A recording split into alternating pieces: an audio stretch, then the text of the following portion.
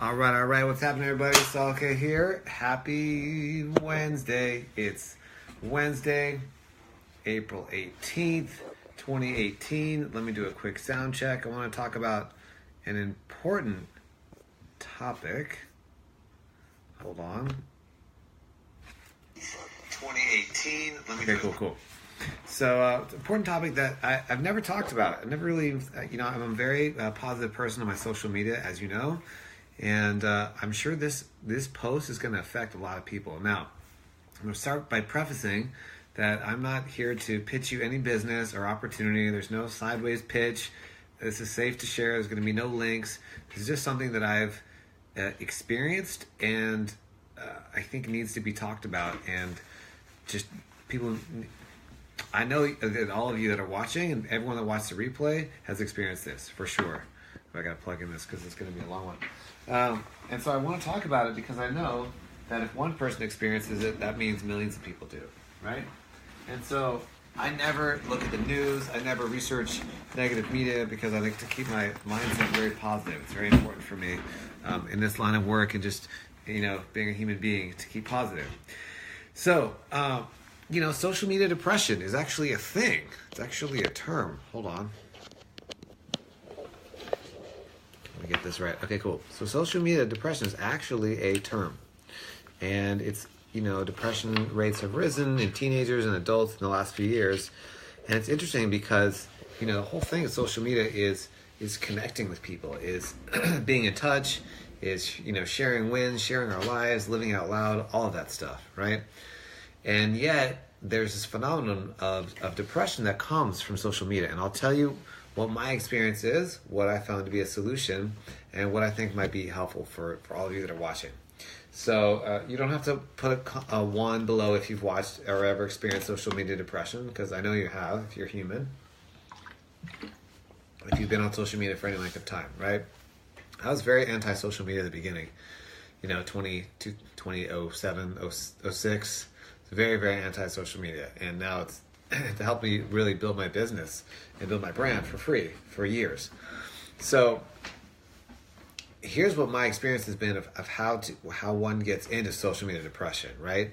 It's just what's called scroliosis, right? When you get scroliosis and you're just like mindlessly going through people's posts and your timeline and just checking random things and just kind of as an activity, right? And certainly what's interesting and a little bit scary is people are hanging out in social situations. If the conversation isn't interesting enough or engaging, they just do that, right? Like it's socially acceptable to just be sitting there with someone and like completely check out.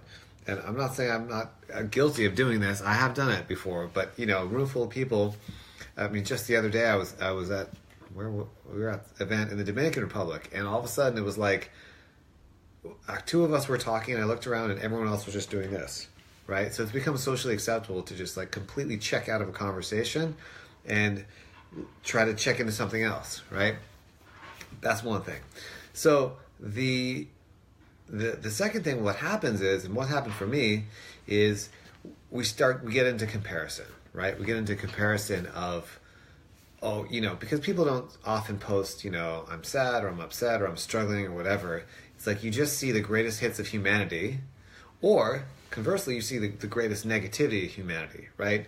I heard a study yesterday that one person today can view more negativity and tragedy in one day than people prior to the internet would experience in their entire life. It's crazy if you think about it, right? If you go on a news binge, you could see more tragedy and negativity in one day than people 100 years ago would experience in their entire life. So just kind of that's why I don't follow a lot of news. But I'll just keep going with the problem for a minute, and we'll get to the solution. So the problem is we look at all these people, and if we're not conscious on how we're on social media, it's like you just go and scroll and says, this person's life, that person's life, this, that, no like, but did someone like me? This whole like scroliosis, which becomes zombie land. Right? And it happens so quickly, like you don't even realize it, right? You start doing it unconsciously. And so for me, I've experienced it myself. It's easy when you look at your company, your business, your upline I mean, my upline's the number 15 earner in the entire world. His is the number 8, his is the number 4, and his upline is the number 2, and the number 1 earner in the world in network marketing, right? So when I look up or even look down, people in my team, like, I'm so blessed to have an incredible team. But if I get into comparison, like, I lose, right? In comparison, even when you win, you lose. And so the second danger is, getting into comparisons with people around you, with people on your team, with all of that. And it always goes badly, right? And it's happened to me. It's happened to me many times, just being honest, being transparent. And so the solution for me is, first thing is, before I even get on social media, and I don't always do this, but to be intentional. Okay, what am I doing? And sometimes I have to even say it out loud. What are you doing right now? My wife, has heard me say that so many times. What are you doing right now? What are you doing, right? Because it's like you have to break the spell of social scoliosis. You have to break the spell for a second and say, wait, what am I doing? What's my intention? Okay? And if you're still watching this, I'm getting to the good stuff. And so then it's like, okay, well, my intention is to grow my business. Okay, so network. So network on purpose, right? Online or offline, but online, network on purpose. Your intention is to grow your business. My intention is, here's one thing that you can do that I heard from another 7-figure earner in network marketing, which is take 15 minutes a day, and intentionally comment on people's posts. Say something meaningful, right? 15 minutes a day. And you can do it more if you have more time, whatever. But instead of just randomly liking, say something. Say something that is... Sorry, I know that was really loud. Say something that's meaningful. Hey, congrats on this, or I like your post because of this, or whatever. Create engagement, right? That also, if you're a Facebook algorithm nerd, that also increases your Facebook algorithms, right? So you see different posts more. But the one thing is, thank you for the blessings.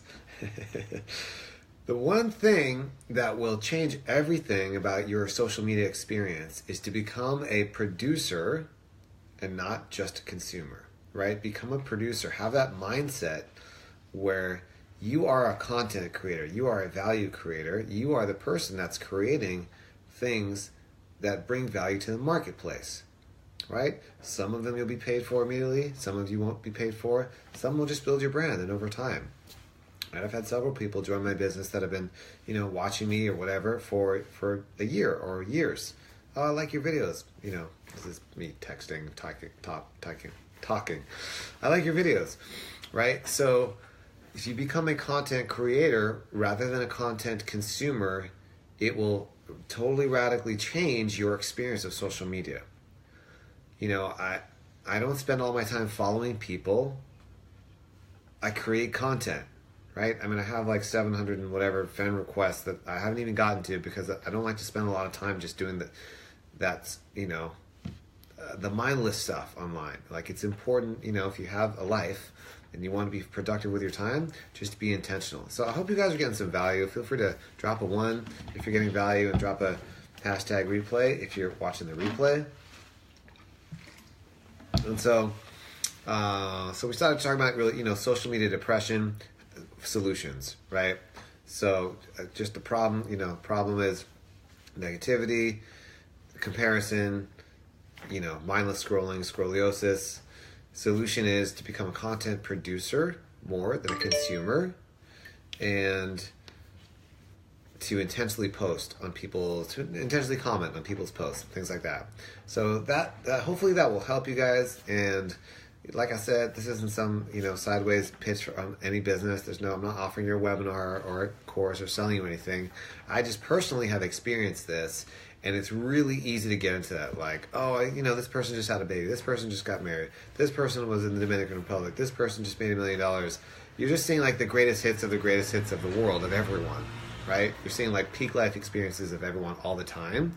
And so it's very easy to think, oh, my life is just, as my son would say, my life is just.